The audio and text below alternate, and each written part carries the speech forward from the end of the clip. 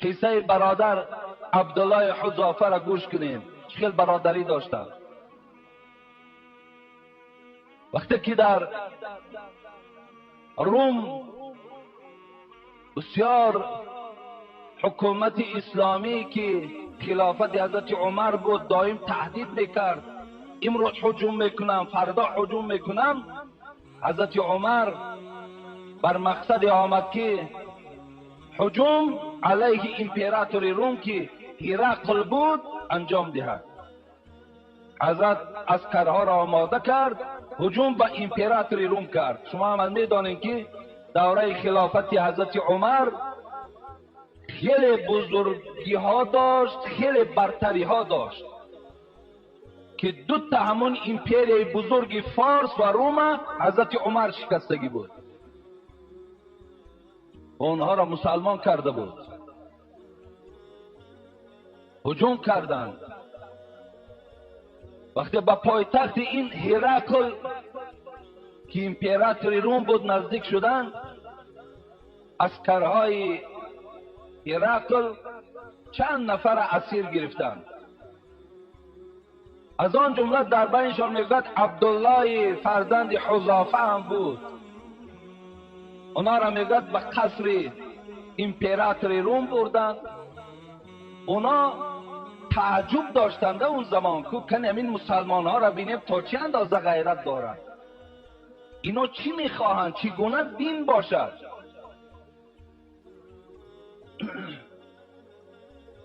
وقتی در قصر وارد شدند، عبدالله حذافه را چی گفت؟ امپراتور روم هرقل عبدالله گفت اگر تو دین محمد را ترک سازی، در پیش تمام همین کارگرای خود وعده میدهم که نصف دولت ما برای تو نصیب میگردانم. از دین محمد پس گرد، دین نصرانی را قبول کن. شاید نصف دولت هرقل چند میلیارد دلار میشد. و این $100 و $500 که امروز بعضی از مردم ما و شما را نصرانی میکنن، بعضیش شیعه میکنن، بعضیش دیگر گروه های زرخریده که در عقیده و در پایبند خودشان میکنن و $400 و $500 $1000. اگر نصف دولت هرقل حساب کنی چند میلیارد دلار میشد. عبدالله در پیشنهادش کرد، در پیش تمام کارگران گفت وعده میدهم، این وعده من خلاف نیست، دین نصرانیت قبول کن، از دین محمد پس گرد. عبدالله گفتن قسم به نام آن پروردگاری که همون محمد به پیغمبری روان کرده است، اگر همین تخت شاهی تا برای من نصیب گردانی قبول ندارم. تخت شاهی تا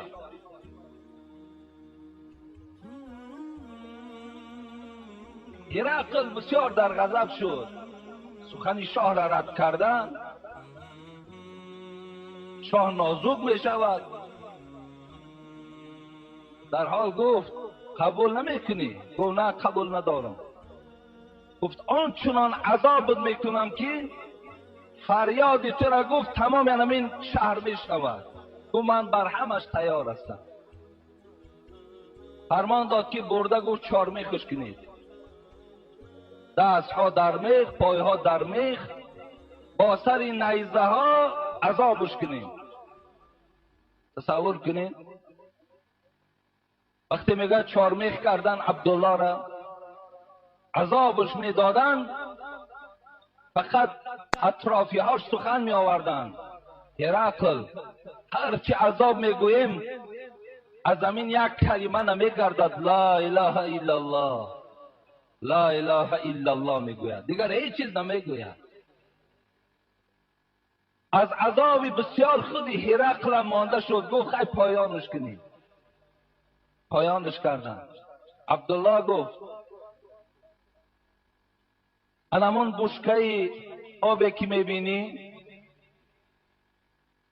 همون بشکه آبی که میبینی، گفت حرارتش چند هزار گرادوس گرم است، در داخلش آب بجوشد.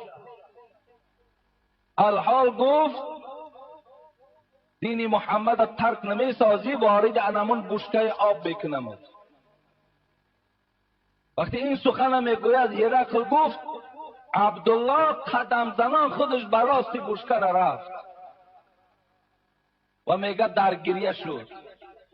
هرقل حس کرد که عبدالله ترسید که گریه دارد.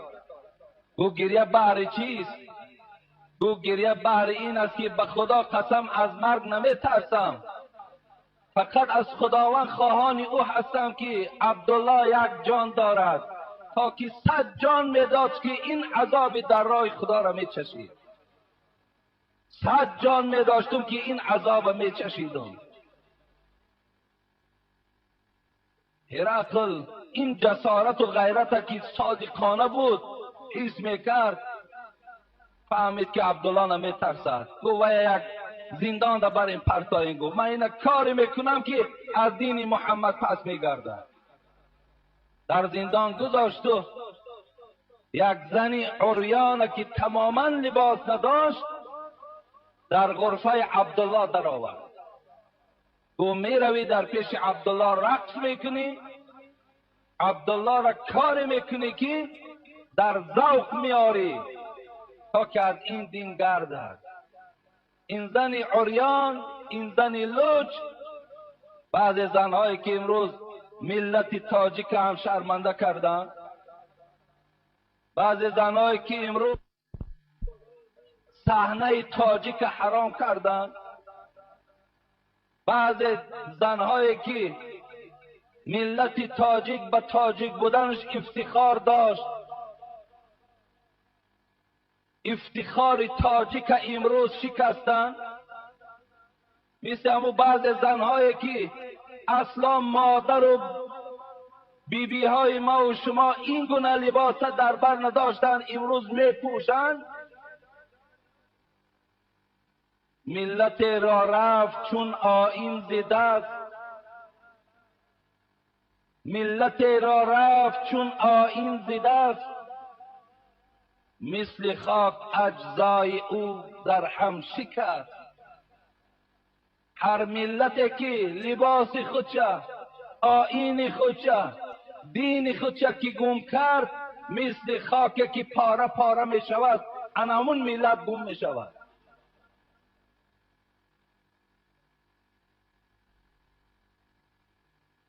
خدا نگه دارد.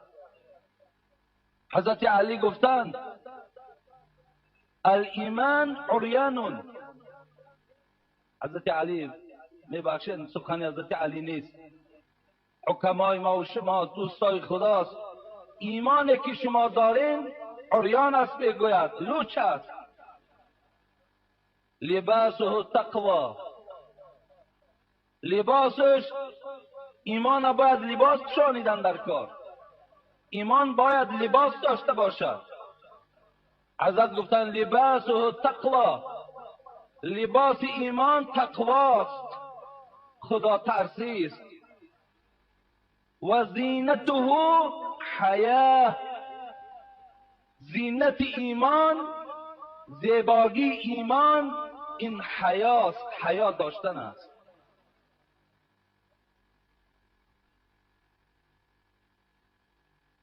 اگر همون زنهایی که در امین احوال امروز روبرو هستند پرسی میگد بله من ایماندار هستم، من مسلمان هستم،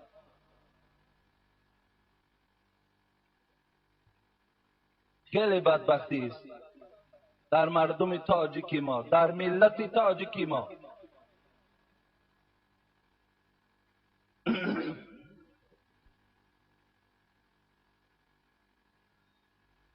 همون گونه زن عریان آوردن پیش عبدالله ده.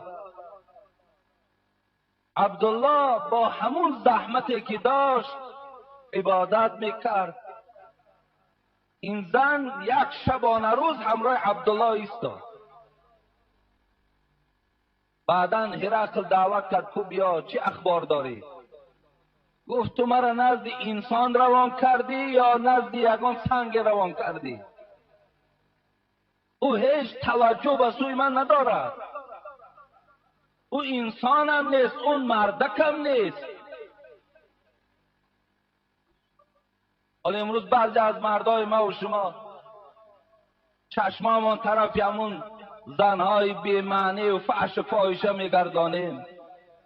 همه ترسیم که این چشمها هم زنا دارن، اینا در پیشگاه خداوند عذاب داده میشوند.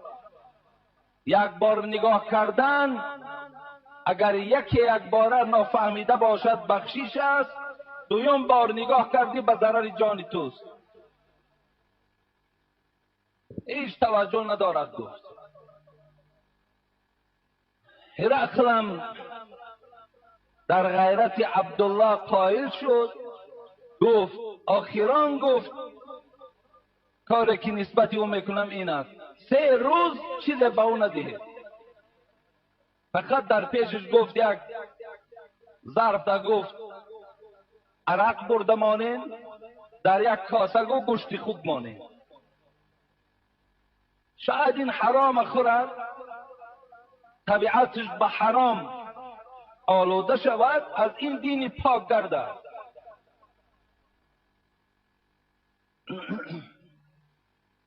سه روز حضرت عبدالله در ذکر بودند، توجه هم نکردن نه به آبش نه به گوشت. 3 روز بعد می آیند گوشت همون زیل، آب همون زیل ایستادگی است.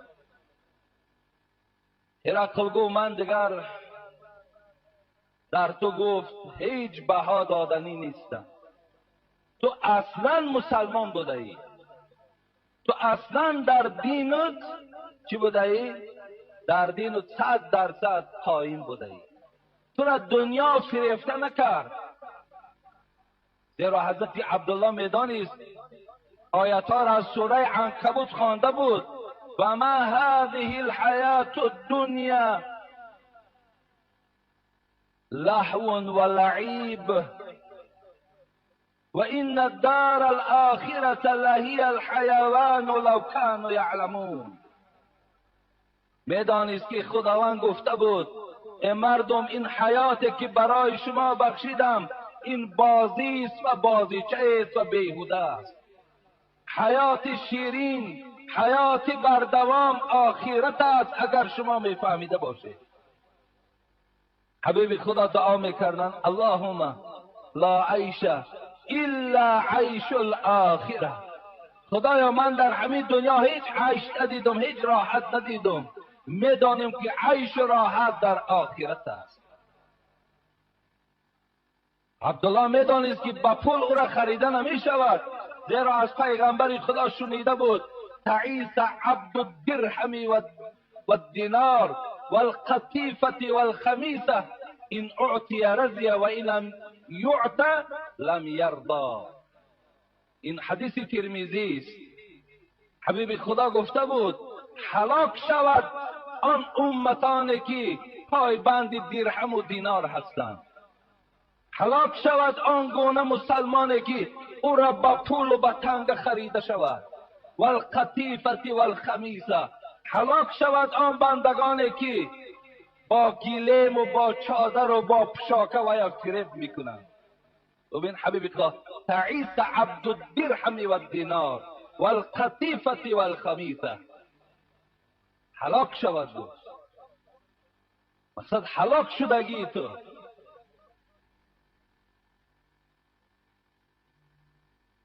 آخر هرقل گفت یک پیشنهاد دارم، همین انجام ده، از زندان من آزاد نزد زن و فرزندت می روی. گفت چیز؟ گفت سری مرا بوسه میکنی. عبدالله گفت ببینین برادری را ببینین، حق برادری را ببینین. گفت به نام آن الله که عبدالله را آفریده است، اگر خودم تنها در اسارت تو می غلطیدم، تنها اسیر تو می شدم، من این سر نجیسی تو مشرک هیچ وقت بوسه نمی کردم. زیرا برای بوسه دادن سری تو روز قیامت شاید الله مرا پرسد. لیکن به خاطر که چند برادرای من در زندان تو محکم هستند، به خاطر انا همین اسیرها گفت من سر تو را بوسه میکنم.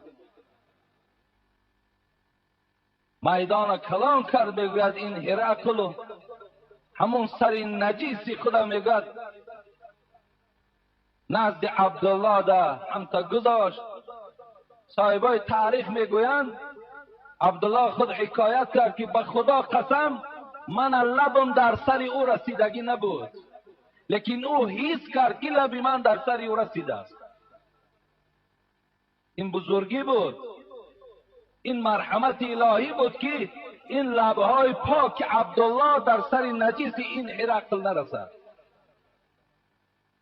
بعدا میگه هرقل شاد شد و تمام آن برادرهایی که در اسارت بود همگیش خلاص کردند. همراه عبدالله به مدینه منوره آمد. حضرت عمر پیشواز گرفت و شما کجا بودین؟ چه حادثه شد؟ میگوید یکایک عبدالله همه حکایه کرد. حضرت عمر در شاهدی تمام مردم چی گفت؟ گفت ای مردم مسلمان، این غیرتی که عمر عبدالله نشان داد و این رفیقی و مهربانی که عبدالله برای برادرای مسلمانش نشان داد، برگردن همه ما و شما واجب شده است که سر عبدالله را بوسه کنیم. و اولین شخصی که بوسه سر عبدالله را میکند من هستم، گفت عمر، و سر عبدالله را بوسه کرده.